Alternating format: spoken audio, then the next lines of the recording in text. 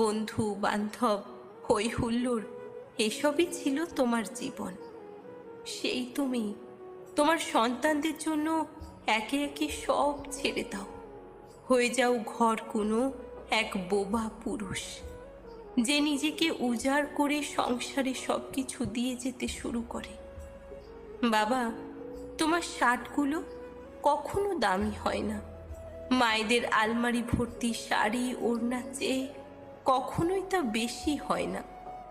তোমার জুতো জোড়া চলে বছরের পর বছর, অকেজো মোবাইলটাই তুমি কথা বলো চাপড়িয়ে থাপড়িয়ে ঝাঁকিয়ে, আর অচল কাঁটাওয়ালা ঘড়িটা হাতে পরো দিনের পর দিন, তবু তা পাল্টাও না। একা খেতে হলে সবচেয়ে সস্তা হোটেল খোঁজো, খুব অল্প কিছু খেয়ে ক্ষুধা নিবারণ করো।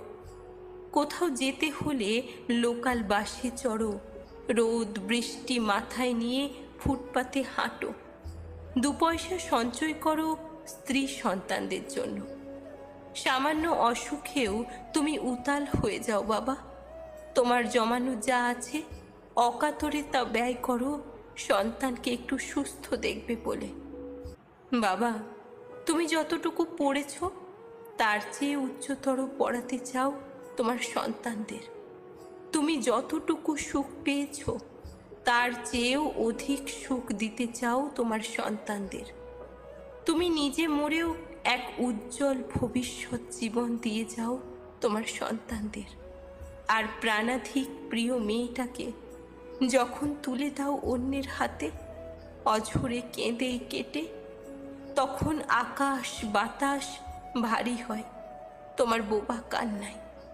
সেদিন এক পাহাড় কষ্ট নিয়ে তুমি দাঁড়িয়ে থাকো, ঝাপসা চোখে চেয়ে দেখো তোমার বুকের খাঁচা ভেঙে আদরের ময়না পাখি তোমারে পর করে কিভাবে চলে যায় অন্যের ঘরে, যাকে তুমি এতদিন আদর স্নেহ ভালোবাসা দিয়ে আগলে রেখেছিলে বুকে।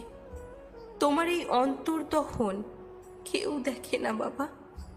বাবা, তুমি তো সুপ্ত আগ্নেয়গিরি, ভিতরে দুঃখের আগুনে জ্বলে পুড়ে নিঃশেষ হয়ে গেলেও চিরদিন তুমি সুখ চাও তোমার সন্তানদের। তুমি যেখানেই থাকো, যত দূরেই থাকো, তুমি সুখে থাকো বাবা, তুমি সুখে থাকো।